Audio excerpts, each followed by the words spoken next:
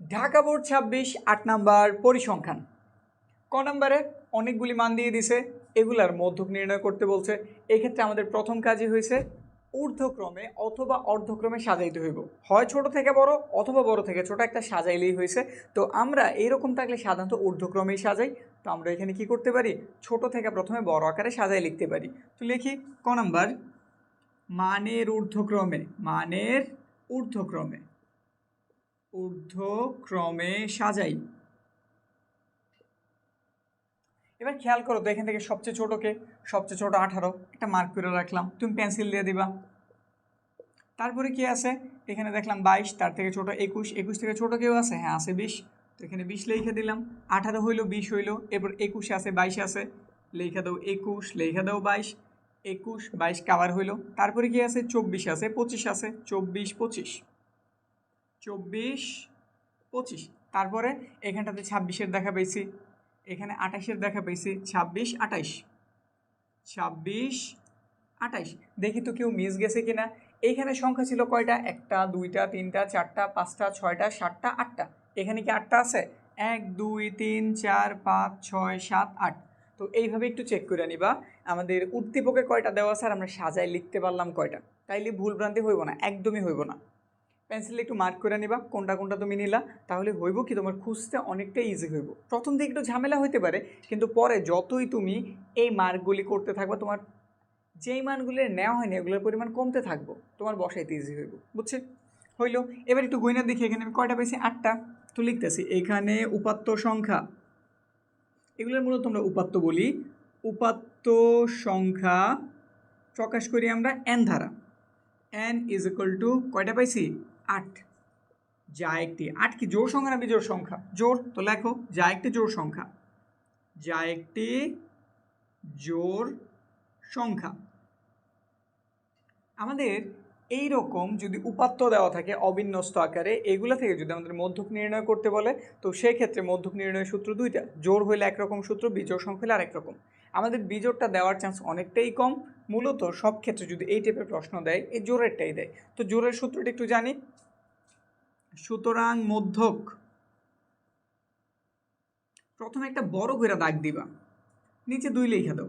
যেহেতু আমি মধ্যক করতেছি, মাঝখানে যেতে চেতেছি, একটা জিনিসের মাঝখানে যাওয়ার অর্থ কি, তারা অর্ধেক করা, আর অর্ধেক করতে কত ধারা ভাগ করা লাগে, 2 ধারা। তো এই জন্য আমরা নিচে কত লিখছি, 2, এভাবে মাথায় রাখতে পারো আর কি। তারপরে কি করবা, 8 পাইছি না, এনেরই তো 8 ধরছিলাম, তো লিখে দাও n/2 তম পদ, তম পদ প্লাস এটার থেকে 1 ঘর বাড়াও, মানে n/2 এর থেকে কত বাড়াইতেছি, 1, এই যে 1 যোগ করে দিলাম, তম পদ, তম পদ, এটাই আমাদের সূত্র। আমাদের যদি মধ্যক নির্ণয় করতে বলে আর উপাত্ত যদি জোড় সংখ্যক হয়, সেক্ষেত্রে সূত্র এই, যেটা মনে রাখবা কিন্তু, n/2 তম পদ প্লাস n/2 প্লাস 1 তম পদ ভাগ 2। এখন n এর মান তো 8 জানছি, তো এখানে 8 বসাইলাম, 8 ভাগ 2 তম পদ প্লাস আবারও সেম কাজ, 8/2 প্লাস এর 1 তম পদ। নর্মাল জিনিস, কিন্তু লিখতে লিখতে দেখা যাবে একটু বড় হয়ে গেছে, সিম্পল কিন্তু। ভাগ দিছে, এখানে কত পাওয়া গেছে, 4তম পদ, 4তম পদ প্লাস এটার ভাগ দিলে 4 পাইছি, 4-এর সাথে 1 যোগ করছে, কত হয়েছে, 5তম পদ। নিচে আছে 2, এখানটাতে করি 4 নাম্বার পদকে, এই যে এখানে যে আমরা সাজায় লিখলাম, এটা প্রথম, এটা দ্বিতীয়, এটা তৃতীয়, এটা চতুর্থ, তাহলে চতুর্থ পদ কত, 22 প্লাস পঞ্চম পদ তারপরেরটাই, এটা যদি 22, আমাদের এটা হচ্ছে 4 নাম্বার পদ, তাহলে 24 হয়েছে আমাদের 5 নাম্বার পদ, ভাগ কত, 2, দুটার যোগ করলাম কত হইল, 6 হইল, এখানটাতে হইল 4, 2 ধারা ভাগ করলাম, হয়ে গেল 23। ব্যাস, আমাদের মধ্যক কত, আমাদের মধ্যক হইতেছে 23। বিষয় কি বুঝছি না, একদম সিম্পল ছিল। ব্যাস, ক নাম্বার হয়ে গেছে, 2 নাম্বার কনফার্ম হয়ে গেছে। পরেরটার দিকে তাকাই, পরেরটাতে কি বলছে, সংক্ষিপ্ত পদ্ধতির গড় নির্ণয় করতে বলছে। খুবই আলোচিত বিষয়। যদি এখানে সংক্ষিপ্ত কথা না থাইকা বলা থাকতো সারণী থেকে গড় নির্ণয় করো, শুধু বলে দুজন গড় নির্ণয় করো, তো সকল ক্ষেত্রে আমরা ইউজ করবো সংক্ষিপ্ত পদ্ধতির গড়। আর যদি বাই চান্স এই জায়গাটাতে কখনো তোমার লেখা থাকে গাণিতিক পদ্ধতির গড়, সেক্ষেত্রে কিন্তু অন্য নিয়ম করতে হইব। আর আশা রাখি যারা আমার ক্লাসগুলি দেখছো, পরিসংখ্যানে তাদের বিন্দুমাত্র প্রবলেম নাই। গাণিতিক গড় কিভাবে করা লাগে, সংক্ষিপ্ত পদ্ধতির গড় কিভাবে করা লাগে, আশা রাখি সব তোমরা পারো। আর যদি না পাইরা থাকো, কোনো প্রবলেম নাই, এই ক্লাসটা শেষ করে ডিসক্রিপশনে যাইবা, একটা ক্লাসই দেওয়া আছে, পরিসংখ্যানের ওয়ান শর্ট ক্লাস, ওইটা দেখলেই কমপ্লিট। এই অধ্যায়ে অন্তত পরিসংখ্যানে আর কোনো ক্লাস দেখার তোমার প্রয়োজন নাই। আর ক্লাসটা শেষে যারা ইউটিউবে দেখতে তারা স্ক্রিনেও ভিডিওটা পেয়ে যাবে, ওইখান থেকে ক্লিক দিয়েও দেখে নিতে পারো। ক নম্বর দিকে আগাই। সংক্ষিপ্ত পদ্ধতির গড় বলছে। সংক্ষিপ্ত পদ্ধতির গড়ের জন্য আমাদের ঘর প্রয়োজন, এই যে এইভাবে অনুভূমিক ঘর প্রয়োজন। এখানে কয়টা আছে ঘর? 1টা 2টা 3টা 4টা 5টা 6টা 7টা, সর্বমোট 7টা ঘর আছে। তুমি তার থেকে একটা ঘর বেশি তৈরি করবা, মোট কয়টা তৈরি করবা? 8টা, ঠিক আছে। আর এইভাবে খাড়া ঘর বা উলম্ব ঘর তোমার তৈরি করতে হবে সংক্ষিপ্ত পদ্ধতির জন্য 5টা। বিষয় বুঝছি? এইখানে যতগুলি ঘর আছে তার থেকে একটা ঘর বেশি তুমি এই যে উপর থেকে নিচে এইভাবে করবা। আর খাড়া যে ঘরগুলি উলম্ব ঘরগুলি করতে হইব 5টা। তো ঘরগুলি আগে রেডি করি। আমাদের ঘর রেডি। এভাবে আমরা ঘর তৈরি করছি 8টা, 1 2 3 4 5 6 7 এবং 8টা। এবং এইভাবে ঘর তৈরি করছি 5টা, 1 2 3 4 5। আমাদের এই ঘরটাতে শ্রেণীব্যক্তি মানে এই যে প্রাপ্ত যে নাম্বারগুলি পাইছো প্রথমে যে আমাদের যে ব্যক্তিটা দেওয়া থাকে, যেমন এইখানে 41 থেকে 50 নাম্বার যে ব্যক্তিটা দেওয়া আছে এগুলি আমরা শ্রেণীব্যক্তি বলি। এইখানে লেখা আছে প্রাপ্ত নাম্বার, তোমার এখানে প্রাপ্ত নাম্বার লেখার প্রয়োজন নাই, তুমি চাইলে লিখতে পারো কিন্তু প্রয়োজন নাই। প্রতিবার তুমি একটা কথাই লিখবা শ্রেণীব্যক্তি, ঠিক আছে। তারপরে ঘরে লিখবা মধ্যমান। কি লিখবা? মধ্যমান, যার আমরা প্রকাশ করি এক্সআই ধারা, এটা দিবা। হ্যাঁ, এক্সআই ধারা। এখন তোমার কাজ কি? সিম্পল একটা কাজ, তুমি ক্যালকুলেটর হাতে নিবা, 41 যোগ 50 একটা সমানিক লিখ দিবা, কষ্ট করে একটা সমানিক লিখ দিবা, তারপরে ভাগ দিবা 2 ধারা। বের হয়েছে 45.5। 45.5 অবশ্যই সমান একটা ক্লিক দিও, নাইলে হইব কি যদি তুমি ডাইরেক্ট করো, ধরো ক্যালকুলেটার 41 লিখছো যোগ 50 দিছো তারপর ভাগ দিয়ে দিছো 2 ধারা, সেই ক্ষেত্রে ক্যালকুলেটার কিন্তু সঠিক রেজাল্ট দিব না। ক্যালকুলেটর ভাববো আগে ভাগের কাজ, তো এটার ভাগ করে 25 বানাই, 25-এর সাথে 41টা যোগ করবো আর তোমার মানটা ভুল হয়ে যাব। তো সেক্ষেত্রে অবশ্যই এই কাজটা করে একটা সমানিক লিখ দিবা, যাই বের হইব ওই মানটারে, কত বের হইব? 91, ওই মানটারে তুমি এবার ভাগ দিবা 2, সমানিক লিখ দিবা 45.5, বের হয়ে যাব। বুঝতে পারছি? এটা হচ্ছে প্রক্রিয়া। এরপরেরগুলো করে দেখতে পারো, কিন্তু যখন আমাদের শ্রেণীব্যক্তি 10 হয় সেক্ষেত্রে প্রতিটা মান এই যে এই অনুসারেই বাড়বো। এর যেমন 45.5, পরেরটা 55.5, 65.5, কিন্তু সকল ক্ষেত্রে না। যেই ক্ষেত্রে আমাদের এই দুই ঘরের মানে এই ঘর থেকে এই ঘরের পার্থক্য বা ব্যক্তি আমরা যেটা বলি এটা 10 হইব, সেক্ষেত্রে সেম সেম সেম। যদি 5 হয় তাহলে এক ঘর পর পর সেম সেম সেম, মানে প্যাটার্নটা এইভাবে মানবো। আর যদি 6 বা 7 বা অন্য কোনো ব্যক্তি দেওয়া থাকে সেক্ষেত্রে প্রতিটা তুমি যোগ করবার এখানে বসাইবা। বুঝছি? তুমি 2টা কি 3টা করার পরে এমনিতেই বুঝবা কি হইব না হইব। বুঝছি? তো এটা এত প্যারা নেওয়ার কিছুই নেই। 2টার যোগ করবো, 2 ধারা ভাগ করবো, এই হচ্ছে নিয়ম। আমাদের মধ্যমান বা এক্সআই বের করার প্রক্রিয়াই এইটাই। তো এখানে আমরা কত পাইছি?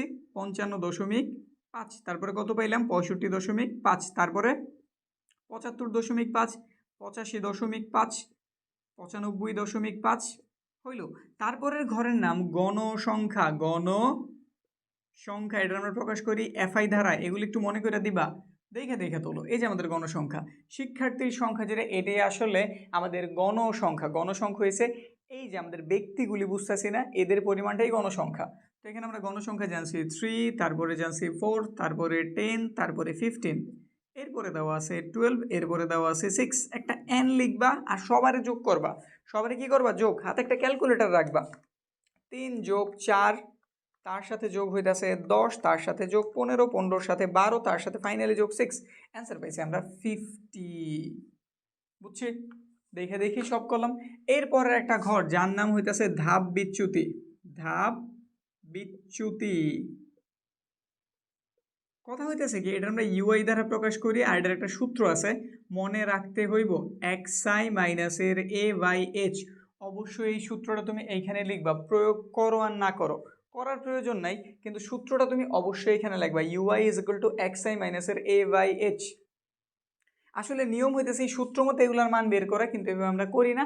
কারণ কি, আমাদের করার প্রয়োজন পড়ে না। আমাদের অঙ্কগুলি যেইগুলি দেয় ওগুলাতে আমরা ছোট্ট একটা ট্রিক ইউজ করলেই হয়ে যায়। 100টাতে 99টা, 99 থেকে বেশি বলতাম ওই ক্ষেত্রে আবার কেমন জানি হয়ে যায়, এজন্য বললাম 100টা থেকে 99টা অঙ্ক এই ফর্মুলা মানলেই হয়ে গেছে। সূত্রের ফর্মুলা না, ওই যে একটা টেকনিক বললাম ওইটা। টেকনিকটা কি, এইখানে আমাদের মানের ঘর কয়টা? 1টা 2টা 3টা 4টা 5টা 6টা না। তো আমি যদি এখান থেকে একটু কাউন্ট করা শুরু করি, আমাদের উপরের আর একদম শেষের ঘর দুটারে বাদ দিলাম, তারপরে এই দুটার বাদ দিলাম, মাঝে কি এই দুজন রয়েছে না, এই বরাবর আসো। দেখো তো গণসংখ্যা এটার বড় না এটার বড়? অবশ্যই 15 বড়, তো তুমি এই ঘরে শূন্য দিয়ে দিবা।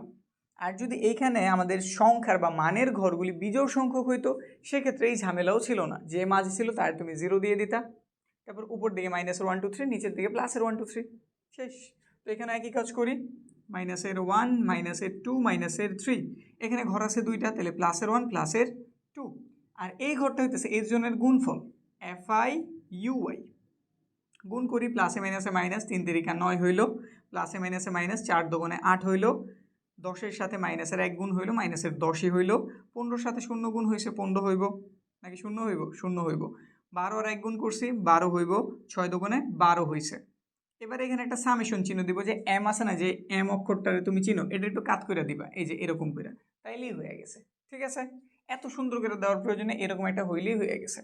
এবার এদের যোগফল বের করো। তো একদম ইজি টেকনিক শিখি, তুমি নিচে থেকে জাস্ট এগুলো দেখে দেখে তোলো। যেমন এখানে 12 আছে, তুমি ক্যালকুলেটারে 12 তুলবা, তারপর প্লাস দিয়ে কত আছে, আবার 12 আছে, 12 তুলবা, তারপর এখানে কত আছে 0, 0 তোর তোলার প্রয়োজন নেই, তুইলো না।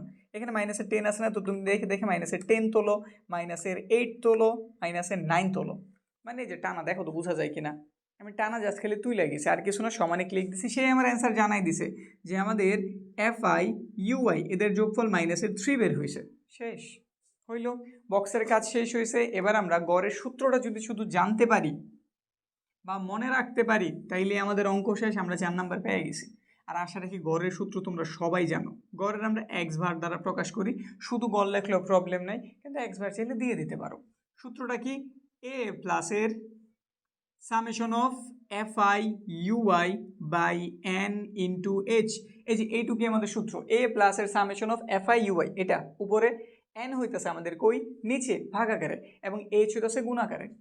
এবার তুমি একটু বইলা দেন কার মান কি। এই যে এ, এই জিনিসটা আসলে কি, তুমি ধাপ বিচ্যুতির ঘরে আসো, কোন জায়গায় তুমি 0 ধরছিলে, এটা না, এই বরাবর যে আমরা মধ্যমানটা পাইছি, এই যে 0-র বরাবর যে আমরা মধ্যমানটা পাইছি, এটারে আমরা কি বলি, এ। তাহলে এর মান কত? 75.5। লেখো 75.5। তারপর সামেশন অফ FI UI এর মান কত? এই যে আমরা বের করে রাখছি মাইনাসের 3, তো বসাই দিই মাইনাসের 3। এন এর মানটা কত? আমরা এই 50 বের করছি, এই যে 50 বের করছি না, বসাই দিলাম।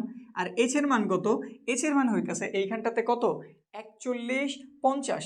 এখন যদি আমরা বিয়োগ করছি, এখানে 9 পাওয়া যাবো। যেমন আমি ছোট্ট একটা কথা বলি, তোমার যদি আমি বলি আচ্ছা 40 থেকে 44 পার্থক্য কত, তুমি বলবা 4, চোখের দেখাই হয়ে গেছে। কিন্তু আসলে আমরা যখন এই পরিসংখ্যানগুলি করি, সেক্ষেত্রে বিষয়টি হচ্ছে এইরকম।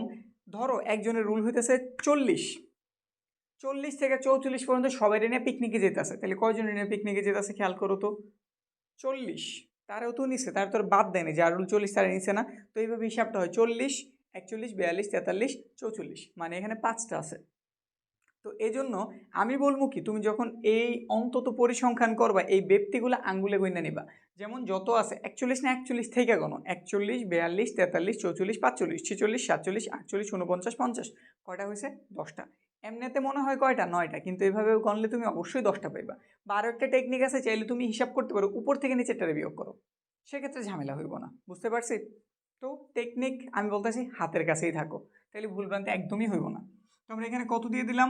10। মানগুলি বসায় দাও। এর মান কত জানছি? 75.5 প্লাসের এটার মান জানছি আমি মাইনাসের 3, এন এর মান জানছি আমি কত 50, আর এইচ এর মান জানা গেছে 10। মাইনাসের ঝামেলা আগে শেষ করি। 75.5 প্লাসে মাইনাসের চিহ্নটা কি হয়ে গেল? মাইনাস। 3 10 কত হয়ে গেল? 30। নিচে আছে 50, কেমনে হইল? এটা উপরের সংখ্যা, এটা উপরের সংখ্যা, দুজন গুণাকার আছে, 3 10 30, নিচে আছে 50। এবার কি করবা? ক্যালকুলেটারের হেল্প নাও, জাস্ট ক্যালকুলেটারের হেল্প নাও, ক্যালকুলেটার সব করতে পারে। এখানে কত আছে? 75.5 না, বিয়োগ 30টা 50 দিয়ে ভাগ দিয়ে দাও। এগুলো তুলতে পারো বা ব্রেকেট দিয়েও করতে পারো। 30 ভাগ কত? 50, সমানে ক্লিক দাও, সেই জানাই দিব। অ্যান্সার কত হয়ে গেছে? 74.9। দশমিকের উপরে আর কোনো ঘর ছিল না, তাহলে অ্যান্সার আমাদের এই যে এটাই ফিক্সড। আর যদি দশমিকের উপরে অনেক কিছু থাকতো, আমরা সর্বোচ্চ 3টা কি 2টা ঘর নিতাম, সেক্ষেত্রে আমরা লিখে দিতাম প্রায়। এখানে প্রায় লেখার কোনো প্রয়োজনই নাই। বুঝতে কি পারছি? শেষ হইল কিন্তু। এরপরে কি বলছে?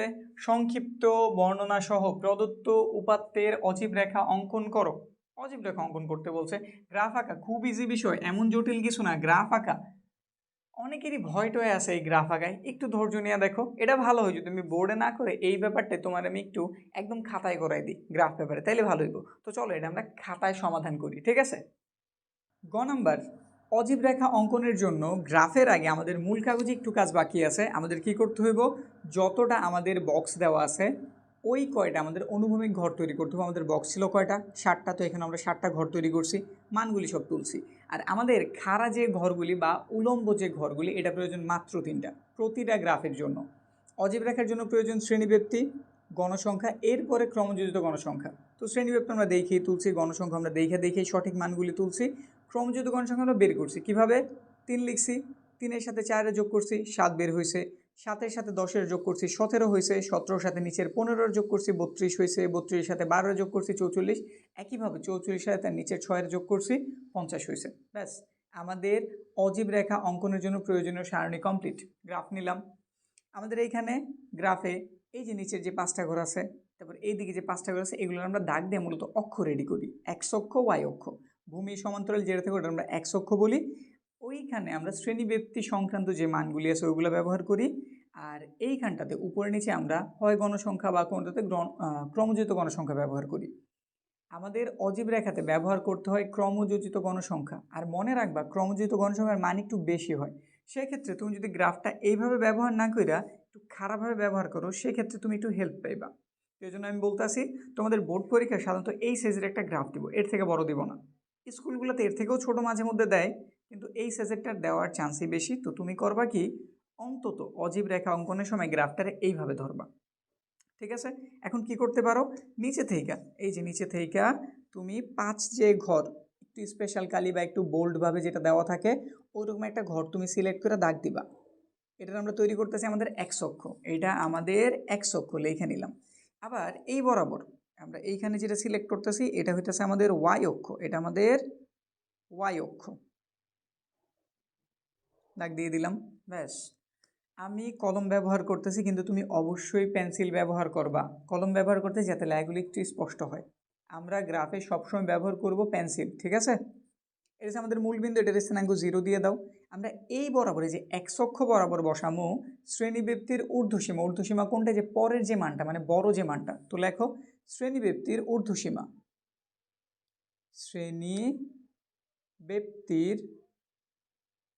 উচ্চসীমা বা ঊর্ধ্বসীমা, তো লিখে দিলাম উচ্চসীমাই। এই বরাবর মানগুলি একটু বসাই, মানগুলি হচ্ছে 50, কিন্তু আমাদের এই ঘর তো 0, তো পরবর্তী 5 ঘর তুমি এরকম ভাঙা চিহ্ন দিবা, এটা আমরা ভাঙা চিহ্ন বলি। এইখানে তুমি 50 না লেখা একটা ঘর বাদ দিয়ে 50 লেখো। এইখানে তুমি ভাঙা চিহ্ন দিছো, তারপর একটা ঘর খালি রেখে এইখানে লেখো 50, তারপরে লেখো 60, তারপরে লেখো 70, তারপরে লেখো 80, এরপরে 90, এরপরে 100, মানে সব লিখছি। এখন কথা হইতেছে আমাদের মান তো শুরু হয়েছিল 41 থেকে, আমি এখানে লিখছি 50, তাহলে এখানে আরেকটু লেখা উচিত। তো এখানে আমি 41 না লেখা প্রতিটা যেইভাবে লেখা হয়েছে ওই নিয়মে লিখবো। যেমন 90 থেকে 80 হয়েছে 10 কমছে, 70 থেকে 60 হয়েছে 10 কমছে, তো 50 থেকে পর একটা 10ই কমবো, তো কত লিখে দেবে এখানটাতে 40, মন থাকবো। এইটুকু বিষয় একটু খেয়াল রাখো। এরপরে আমাদের ক্রমযোজিত গণসংখ্যা গেছে কত পর্যন্ত, 60 পর্যন্ত, 50 পর্যন্ত। তো এখানে 50 করে ইজিলি জায়গা হইব। আর জায়গা যদি না হয়, ধরো এই মানটা 90 দিছে বা 100 দিছে, এমন হইতে পারে, তো সেক্ষেত্রে তুমি করবা কি, প্রতি এক ঘরের মান বাড়াই নিবা। আমাদের এইখানে যেহেতু 50 দিছে, 50 আমাদের জায়গা হয়ে যাব, সেক্ষেত্রে আমরা প্রতি এক ঘরের মান 1 ধরতেছি। যেমন এইখানটাতে লিখতেছি আমরা 5টা ঘর যেহেতু গেছি, এখানে লিখলাম 10, এইখানটাতে 15, এইখানে 20, এইখানটাতে 25, এখানে হইল আমাদের 30, 35, 40, 45 এবং 50। বুঝতে পারছি, এই যে আমাদের সব জায়গা হয়েছে। এখন একটু বসানো শুরু করি। 50, যে 50-এর মান গেছে 3 পর্যন্ত, তাহলে তুমি 50 থেকে 3টা ঘর যাও, মাত্র 3টা, 1 2 3, বোঝা যায় তো, এই যে 1 2 3। তারপরে আছে আমাদের 60, 60-এর মান গেছে 7 পর্যন্ত, 60 থেকে 60টা যাও, এই পর্যন্ত 5 6 7। তোমার প্রতিবার গণার প্রয়োজন নেই, প্রতিটা বক্স মানে 5টা ঘর, এইভাবে গইনা গইনা আগে। যেমন 17, এখান থেকে আমি 17 আগম, এ পর্যন্ত 5, এ পর্যন্ত 10, এ পর্যন্ত 15, তারপর 16 আর 17, এই যে শেষ। 32 আছে, আগে একই নিয়মে 5 10 15 20 25 30, 1 2 মানে 32, শেষ। তারপর 44, সেম সিস্টেমে 5 10 15 20 25 30, তারপরে 35 40, আমাদের দরকার 44, 45 থেকে 1 ঘর নিচে হইল। এবার আছে আমাদের 50, তো এই বরাবর 50-এ যাও, 50 কে আছে এই যে 50, বুঝছি। এরপরে হাত দিয়ে, এটার কাজ হইতেছে হাত দিয়ে আমরা অজীব রেখা হাত দিয়ে অঙ্কন করি, একটার সাথে আরেকটার কানেক্টর, এই যে দিলাম, এই যে দিলাম, তারপরে দিলাম, এই যে দিলাম, বুঝছি। এখন এটারে এখানে ফিনিশিং দিতে হইব। আমরা এখানে লিখলাম 41, কিন্তু এখানে আমরা সঠিক মান রাখার জন্য 40 লিখছি। তো এখানে একটা কাজ করতে পারো, একদম সরাসরি দাগ নিয়ে দিয়ে তুমি দাগটা একটু যে এরকমভাবে দিতে পারো, একটু দিলা একটু দিলা না, একটু দিলে একটু দিলা না, এই যে এরকম, বুঝতে পারছি। এই যে এইটা একটু মান দিছো দাও নাই, এই যে এরকম, বুঝতে পারছি। আমাদের কিন্তু গ্রাফ আঁকা কমপ্লিট। এবার গ্রাফের একটা বর্ণনা দেওয়া লাগে, তো আমি বর্ণনা শুধু বললাম, তুমি একটা শিখো, বুঝে শিখো, মুখস্থর প্রয়োজন নাই। আমি এটা থেকেই বুঝাই দিয়েছি তুমি কিভাবে লিখবা, এই অনুসারে তুমি বহুভুজ, আয়তলেখ সব কটার বর্ণনা দিতে পারবা। তো এখান থেকে ইউজ করি, প্রথমে তুমি লেখো, এটা আমরা ছক কাগজ বলি, তো এটাই লিখতেছি। ছক কাগজের, এটা আমাদের এক অক্ষ, এই যে যেটা নিছি, তো লিখে দিলাম ছক কাগজের এক অক্ষ বরাবর, এক অক্ষ বরাবর কি বসাইছো তুমি, শ্রেণী ব্যক্তির উচ্চ সীমা, ওইটাই বলো। এক অক্ষ বরাবর শ্রেণী ব্যক্তির উচ্চ সীমা, উচ্চ সীমা, এবং ওয়াই অক্ষ বরাবর, এবং ওয়াই অক্ষ বরাবর, ওয়াই অক্ষ বরাবর কি বসাইছো, ক্রমযোজিত গণসংখ্যা, এই লেখা হয় না, একটু লিখে নিবা, ক্রমযোজিত গণসংখ্যা, এই যে বরাবর। আর এটাই হচ্ছে আমাদের ওয়াই অক্ষ, এটাই আমাদের কোন অক্ষ, ওয়াই অক্ষ। তো একটু বললে নিবা, উচ্চ সীমা এবং ওয়াই অক্ষ বরাবর ক্রমযোজিত গণসংখ্যা, ক্রমযোজিত গণসংখ্যা স্থাপন করি, গণসংখ্যা স্থাপন করি, স্থাপন করি। এরপরে এক্স অক্ষ বরাবর, কোন অক্ষ বরাবর, এক্স অক্ষ বরাবর, অক্ষ বরাবর প্রতি এক ঘরের মান কত গুনছি, প্রতি এক ঘরের মান, দেখো এখানে 40 থেকে 50 পার্থক্য কি 10 না, 40 থেকে 50 পার্থক্য 10, তাইলে আমরা প্রতি এক ঘরের মান আসলে 2 করে গুনছি, কারণ এখানে আছে 5টা ঘর, কিন্তু আমি পার্থক্য লিখছি 10, এর অর্থ প্রতি এক একটা ঘরের মান কত কইরা, 2 কইরা। তো সহজ ভাষায় তুমি মনে রাখবা এইভাবে, যদি আমাদের শ্রেণী ব্যক্তি বা শ্রেণী ব্যবধানের মান 10 হয়, সেক্ষেত্রে প্রতি ঘরের মান 2 একক। আর যদি আমাদের এই ঘর থেকে এই ঘরের পার্থক্য 5 হয়, সেক্ষেত্রে প্রতি ঘরের মান 1 একক। জাস্ট এইটুক মনে রাখলেই হয়েছে। 5 হইলে 1 লিখবা, ব্যবধান 10 হইলে 2 লিখবা। তো লিখে দেখেন, যেহেতু ব্যবধান 10, কত লিখবো, 2। এক্স অক্ষ বরাবর প্রতি এক ঘরের মান 2 একক, এবং ওয়াই অক্ষেরটাও ধরি, এবং ওয়াই অক্ষ বরাবর, অক্ষ বরাবর প্রতি এক ঘরের মান, প্রতি এক ঘরের মান